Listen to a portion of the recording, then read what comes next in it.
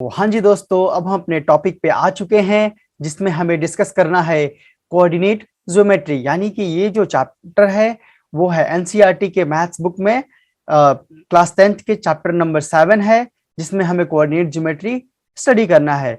तो coordinate geometry पढ़ने से पहले हमें हमारे मन में एक क्वेश्चन उठना लाजमी है। सारे स्टूडेंट के मन में ये क्वेश्चन बहुत बार उठता है, ये क्वेश्चन कि आखिर हम कोऑर्डिनेट ज्योमेट्री क्यों पढ़ते हैं, आखिर इसका इस्तेमाल कहाँ होता है। तो हाँ जी दोस्तों, उसका ये जवाब है कि अगर हम कोऑर्डिनेट ज्योमेट्री पढ़ रहे हैं तो इसका मेनली जो यूज है, किसी पॉइंट को लोकेट करने के लिए, किसी पॉइंट को दिखाने के लिए इसका यूज किया जाता है। तो आज के डेट में कोऑर्डिनेट ज्योमेट्री का यूज मेनली आपने देखा होगा, गूगल मैप्स वगैरह यूज करते ही होंगे। वो जितने भी गूगल मैप्स होते हैं उनमें सारा कोऑर्डिनेट सिस्टम यूज हुए हैं। जो कोऑर्डिनेट सिस्टम से ही सारा चीजें वो एलोकेट होता है, सारी चीजें।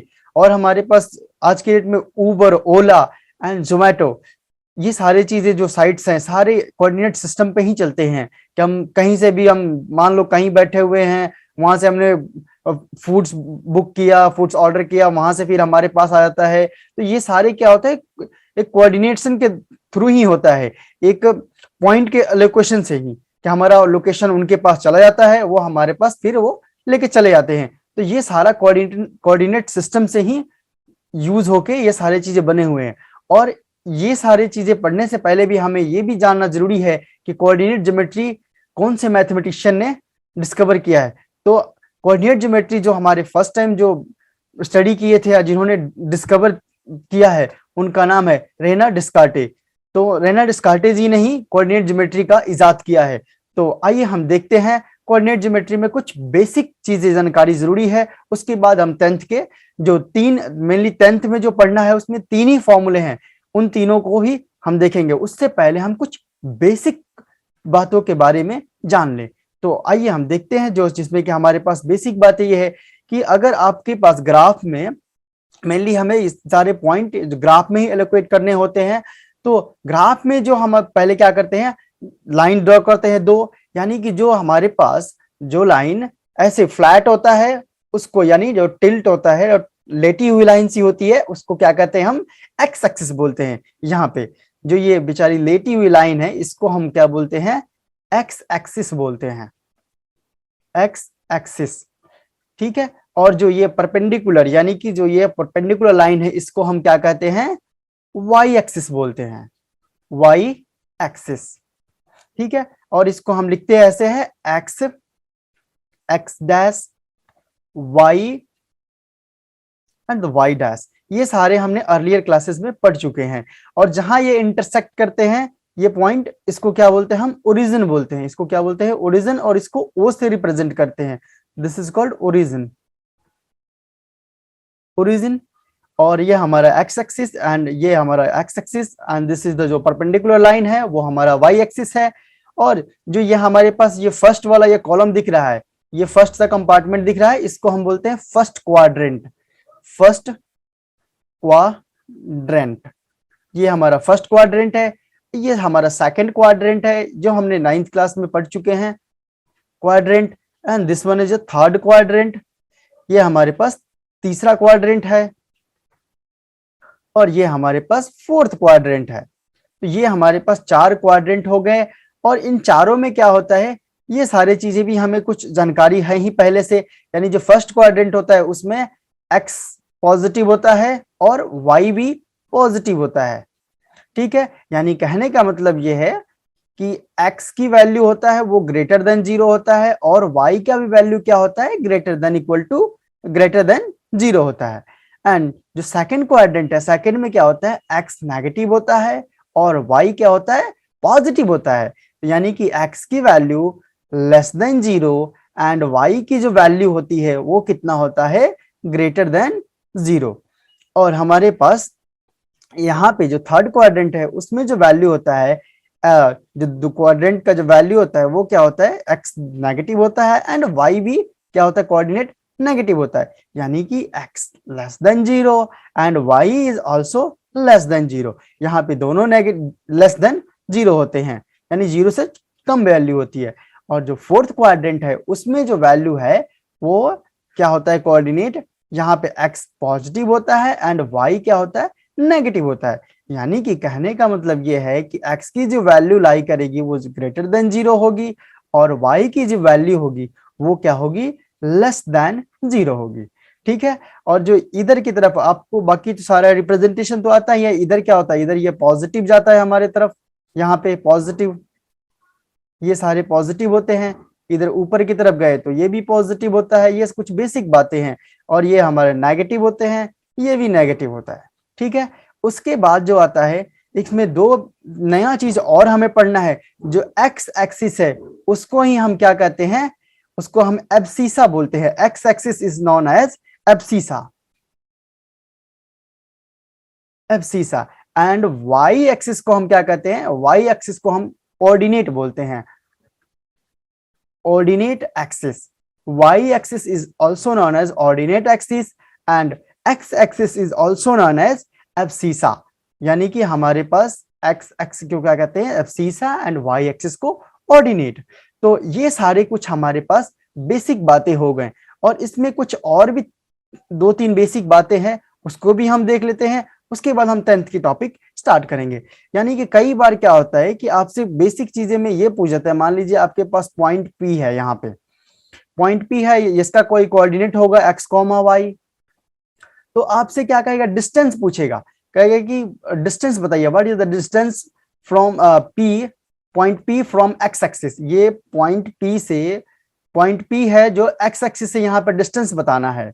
यानी कि मान लीजिए कि ये आपका क्या है, y एक्सिस का डिस्टेंस है, x एक्सिस का, ये हमारे पास y एक्सिस का डिस्टेंस है। ठीक है, तो ये डिस्टेंस पूछ रहा है। तो अगर आपसे डिस्टेंस पूछता है, डिस्टेंस फ्रॉम x एक्सिस, तो वो जो डिस्टेंस होगा ये y हो जाएगा। ठीक है, अगर आपसे y एक्सिस का डिस्टेंस पूछ रहा है y एक्सिस से, तो वो कितना हो जाएगा, कोऑर्डिनेट x कोऑर्डिनेट हो जाएगा जो डिस्टेंस आएगा। और आपसे अगर कहीं इसका डिस्टेंस पूछ रहा है, अगर ये ओरिजिन से पूछ रहा है, यानी कि इस वाले ओरिजिन पे जो भी पॉइंट होते हैं वो क्या होते हैं, 0,0, यानी कि ये डिस्टेंस पूछ रहा है, यहां से लेके यहां तक का ये डिस्टेंस पूछ रहा है। तो ये डिस्टेंस के लिए जी मान लीजिए ये आपका y हो गया, तो ये आपका x डिस्टेंस है। तो यहाँ पे आप बहुत ही आसानी से क्या करें, पाइथागोरस थ्योरम लगा दीजिए, ये आपके पास आ जाएगा x² + y²। इस तरह से हम क्या कर सकते हैं, बहुत ही आसानी से ये डिस्टेंस निकाल सकते हैं। तो ये हमारे पास कुछ बेसिक जानकारी है। अब बेसिक जानकारी के बाद हम पहुंचेंगे सीधे 10th में। 10th में जो हमें स्टडी करना है उसमें मेनली 3 क्वेश्चंस, 3 फॉर्मूलेज हैं। तीनों फॉर्मूले के यूज करके हमें इस चैप्टर को सारे सॉर्ट आउट करने हैं, 3 ही फॉर्मूले को। तो जिसमें पहला है हमारे पास डिस्टेंस फॉर्मूला है। मान लीजिए कि आपके पास क्या है, डिस्टेंस, पहला फॉर्मूला जो है हमारे पास डिस्टेंस फॉर्मूला है। डिस्टेंस मतलब कि 2 पॉइंट के बीच का डिस्टेंस निकालना होगा। एक मान लीजिए ये पॉइंट हो गया, मान लीजिए ये ए हो गया, ये बी हो गया। ए का कोऑर्डिनेट है जो x, y है, x1, y1 है, एंड जो बी का जो कोऑर्डिनेट है वो x2, y2 है। ठीक है, तो इन दोनों का बीच का अगर डिस्टेंस निकालना होगा तो डिस्टेंस फॉर्मूला हम यूज करके, इस्तेमाल करके बहुत ही आसानी से निकाल लेंगे। तो जो डिस्टेंस फॉर्मूला है वो है x2 - x1 का whole square plus y2 - y1 का होल स्क्वायर। तो ये फॉर्मूला लगा के हम बहुत ही आसानी से क्या निकाल सकते हैं, distance between A and B. A B के मतलब ए बी निकाल सकते हैं हम। डिस्टेंस कहने का मतलब ये है, डिस्टेंस निकालिए सीधा, डिस्टेंस ए बी, तो आप डायरेक्टली यहां से ए बी इक्वल्स टू सीधे निकाल सकते हैं। A B distance equals to x2 √ x2 - x1 का whole square plus y2 - y1 का होल स्क्वायर। बहुत ही आसानी से ऐसे निकाल सकते हैं। और दूसरा जो इसमें स्टडी करना है क्लास 10th में, वो है हमारे पास सेक्शन फॉर्मूला। सेक्शन फॉर्मूला में आता है कि मान लीजिए आपके पास एक लाइन है जिसका कोऑर्डिनेट क्या है, ये हमारे पास P है, ये Q है। ठीक है, और ये जिसका कोऑर्डिनेट है x1, y1, x1, y1, और दूसरा का जो कोऑर्डिनेट है x2, y2। और मान लीजिए यहाँ पे कोई पॉइंट M जो इसको मान M नहीं, मान लीजिए ये पॉइंट जो है ये A है, A पॉइंट है जो क्या कर रहा है, M/N में इसको डिवाइड कर रहा है। तो ये A का कोऑर्डिनेट निकालना है कि A का कोऑर्डिनेट क्या होगा, यानी x, y निकालना है। ये देखिए पी क्यू क्या है, एक लाइन सेगमेंट है जिसको ए क्या कर रहा है, एम रेशियो एन में डिवाइड कर रहा है। तो हमें इसका कोऑर्डिनेट निकालना है कि आखिर यहाँ का कोऑर्डिनेट किस कोऑर्डिनेट पे ये ए पॉइंट है जो पी क्यू को डिवाइड कर रहा है। तो इसको निकालने के लिए हम बहुत ही इजी फॉर्मूला यूज करते हैं।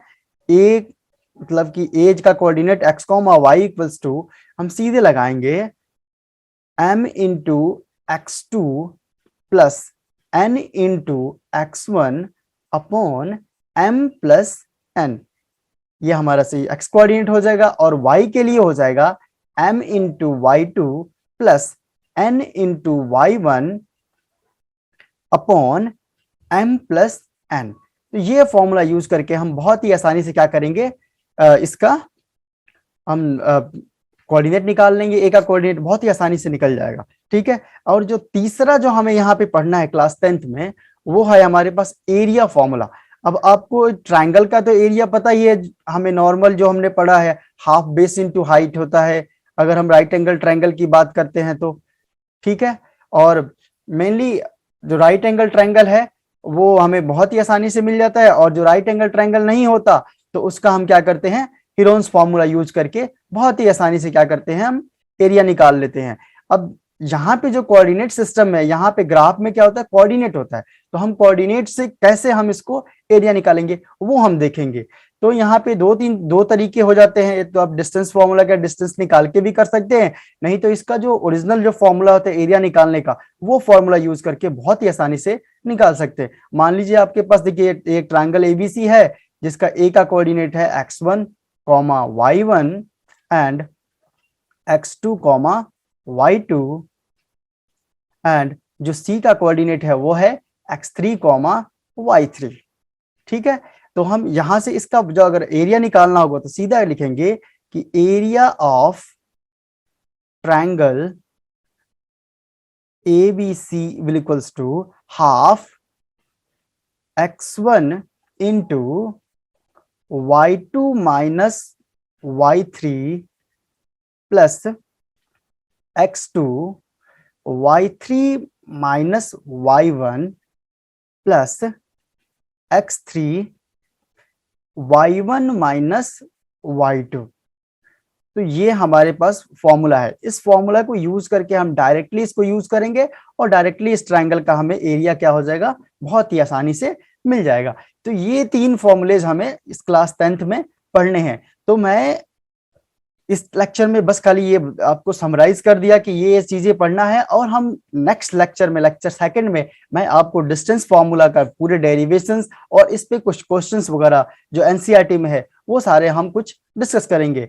तो इसी के साथ आपसे एक और भी रिक्वेस्ट है कि अगर हमारे चैनल को अगर आपने सब्सक्राइब नहीं किया है तो पहले आप जाके सब्सक्राइब कर लीजिए। ये चैनल आपके लिए बहुत हेल्पफुल है, आपको मैथ्स में बहुत मदद करेगा। कहीं भी आपको कुछ प्रॉब्लम आता है तो आप कमेंट करके पूछ सकते हैं। इसी के साथ मैं अपने लेक्चर को समाप्त करता हूं। Thank you for watching my video.